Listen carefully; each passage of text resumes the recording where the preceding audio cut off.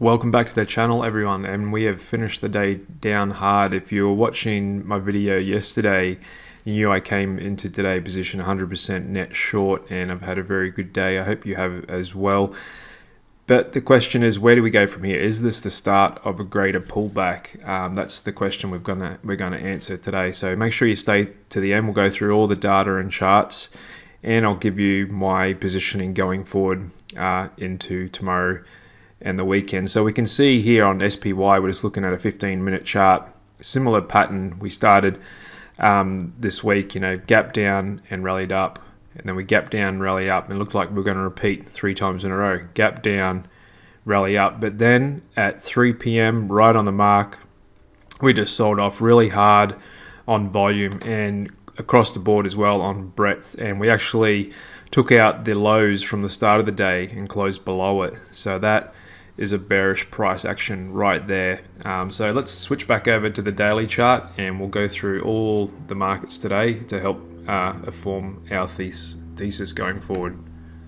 So we can see the Qs here is an inverted hammer, and you could almost call it like a bit of a trend line right here that it's kind of cut through, and seeing the momentum's topping. So this could be forming a topping pattern here, and like I said, we haven't had a 2% down day all year, and we're halfway through February, and typically the second half of February is a bearish seasonality. But the big thing today was what Fed Chair out of St. Louis, Bullard, came out and said. I'll get to that in a bit.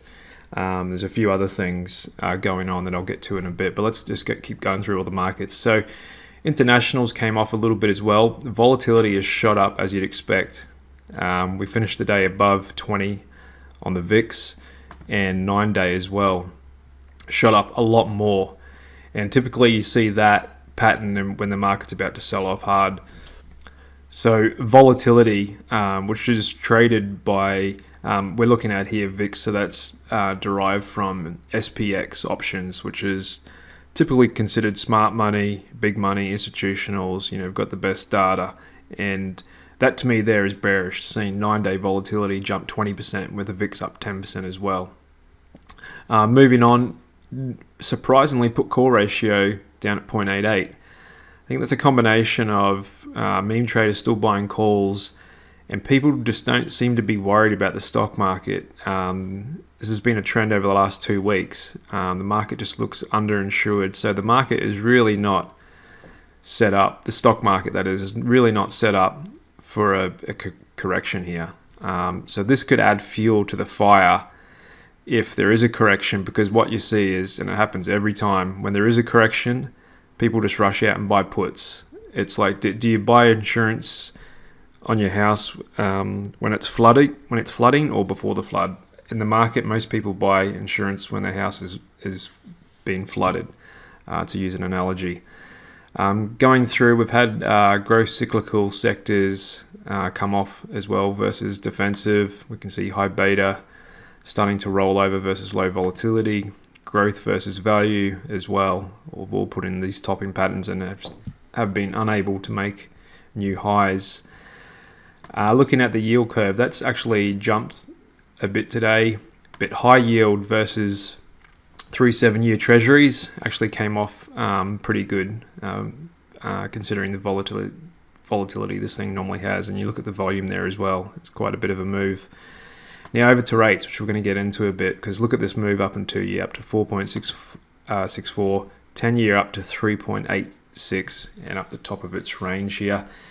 And look at Fed fund futures. Look at the price action in that. This thing looks like it's going to walk the line in a strong, tight, parabolic uptrend that won't give traders much of a chance or pullback to get in. Look at September Fed fund futures, implying 5.25%. December, implying 5.11. And then just quickly look at treasuries coming off, gapping down 1.42%. Investment grade bonds down as well, and high yield just about to come up to this trend line we're watching. But a big volume day today, more than double volume with high yield off. So with rates, if you were watching the video yesterday, I said One was that the Fed came out and said, well, we actually might need to go to 5.5. Funny enough, that's exactly what happened today. I'll just play a little clip here from Fed President, James Bullard. Inflation's a pernicious problem, so it is a risk, and it does affect. One of the lessons of the last 2 years is that everybody feels the effects of inflation. It's pretty much across the spectrum, so rich and poor, young and old, everybody notices. So if we can't get this problem under control soon, we risk a replay of the 1970s, and some of you here were there in the 70s as I was. But then at that point in the 70s, the U.S. monetary policy did not act strongly enough to keep inflation under control, and the saga of inflation fighting went on for about 13 or 14 years, and it was, for those that went through it, they swore we would never allow this to happen again. And one of the surprises... Okay, so you can see he's advocating for the Fed to step on the gas with raising rates. He wants a 50 basis point hike in the March meeting. He actually wanted it in February meeting as well. So...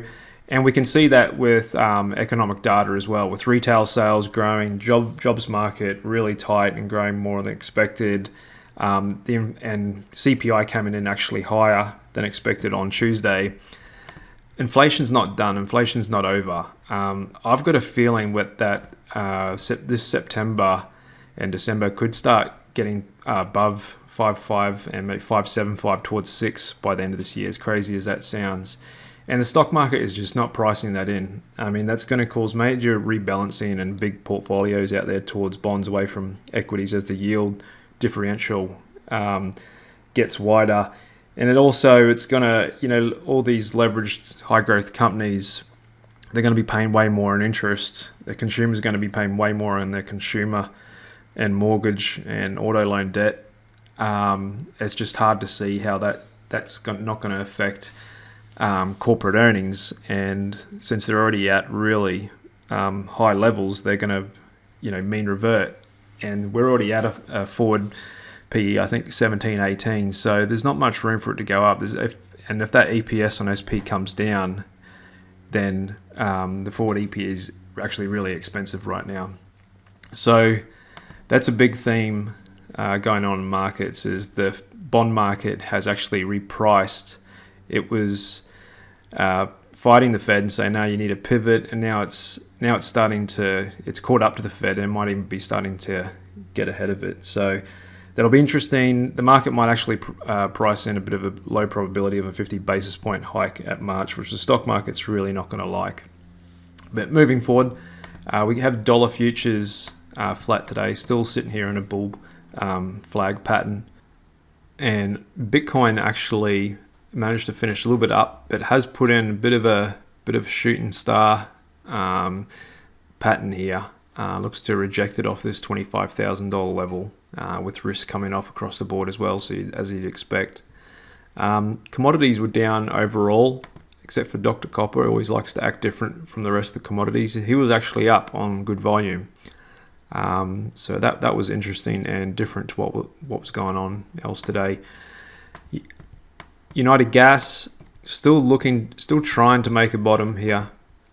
It's tracking sideways. It's got big volume. It's got all the characteristics of a bottom. I wouldn't be surprised to see a fake out to try and catch some stops. No doubt there'll be a lot of people trying to get long here, as we are. So I would not be surprised at all to see a fake out, but I'll be looking to see if it holds, or if it quickly snaps back and forms a hammer formation. So still expecting a bounce here at some point. It's well overdue, and we'll just keep watching that one. Moving on to stock sectors, you can see we were in the red across the board. So there was actually quite a lot of negative bearish breath out there to finish the day. And we can see that especially in ARC off 2.7%, clean energy off 3.3%, discretionary off 2.1%, semis were off 2.7%. You can see we just broke down this trend line that we've actually been watching. So maybe this strong run in semis and Nvidia, which we'll get to in a bit, maybe starting to turn back. We also had financials down 1% and home builders, one I'll talk to about a little bit. So this is a huge divergence between price and fundamentals. I'll just show you, we had some more economic data out today to do with housing. So we had housing starts, the consensus was they were supposed to be down 1.2%, actually came down 4.5%.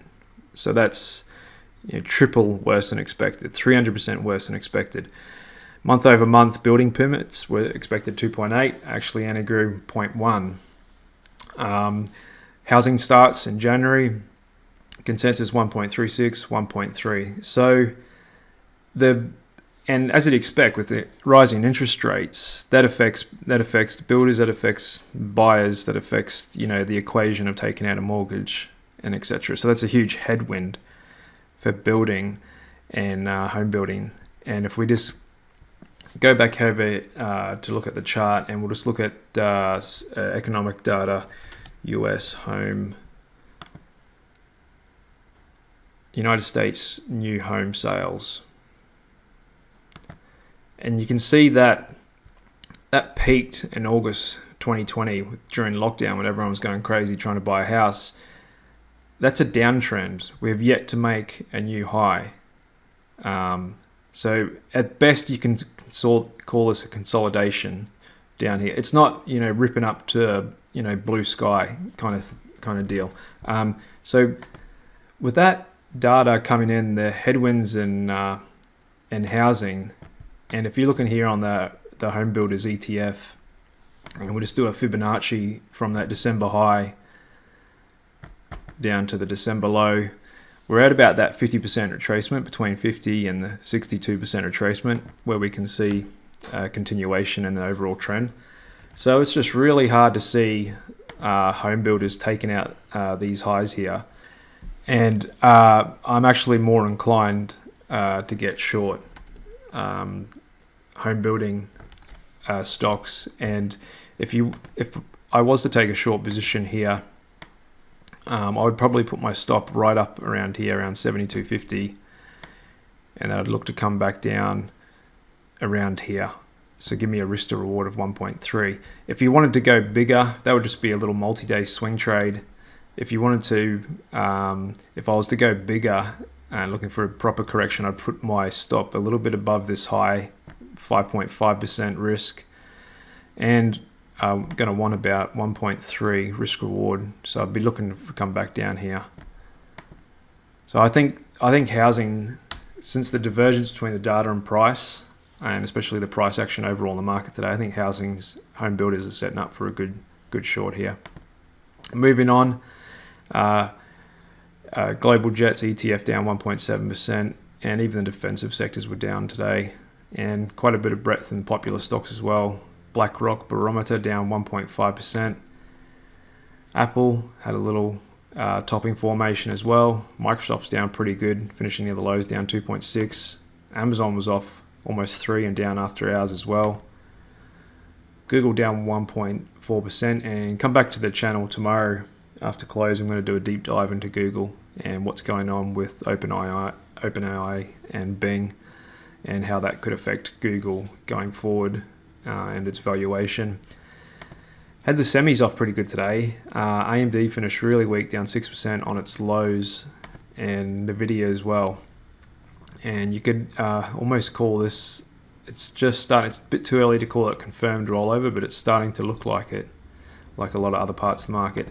And Tesla. So Tesla, you might have heard they did a recall, 362,000 cars for their full self-driving bug into it.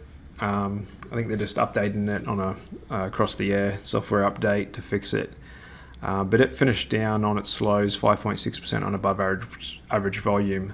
So I would not be surprised to see a pullback to 186, and depending if we get a bigger pullback in the market, down to this 166 level. But we are looking for that earnings gap to hold at the 155 level. Meme stocks, surprise, surprise, they're down today after being up big yesterday. Wow, who saw that coming? With all this risk off, I mean, it's such a great time. the big market makers and hedge funds, they look at retail positioning because it was so obvious yesterday retail was long. Like we had all these meme stocks up big. You look at Carvana up 18%. AMC was up 14%. Actually managed to finish up a little bit today. GameStop was up 9%.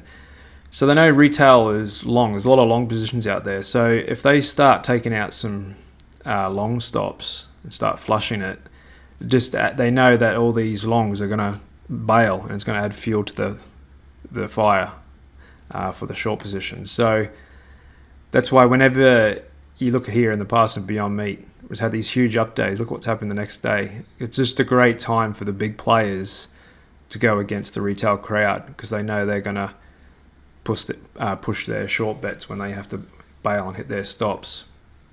So that's why the moves in meme stocks are often great to play against, and definitely don't go with them. Today, active stocks today, we had Etsy, Citron Research, famous short seller Andrew Left, came out with a report claiming there's a lot of counterfeit goods on the marketplace. He's probably right, and it sold off 8.4%, which was interesting. Cisco did well on its earnings today, up 5.2%. So did Roku, up 11%. Paramount actually came off 4%. And Shopify, even though they came out with a little bit better revenue beat, they actually gave soft Q1 guidance. And that's something to pay attention to, kind of like a canary in the coal mine, because Shopify, you think about what they do. They run an e-commerce platform for millions of websites. So you can imagine they've got great data and insights and everything into the online economy. And if they're predicting that to be softer, then that's kind of telling of the greater market at whole. And the market really didn't like what they said, down 8%, so they were punished really hard. Okay, so going back to the market overall, we can see we've finished a low day. We're only down 1.3% on SPY. NASDAQ only down 1.8%. Still haven't had a flush out this year. Still haven't had a day down more than 2%.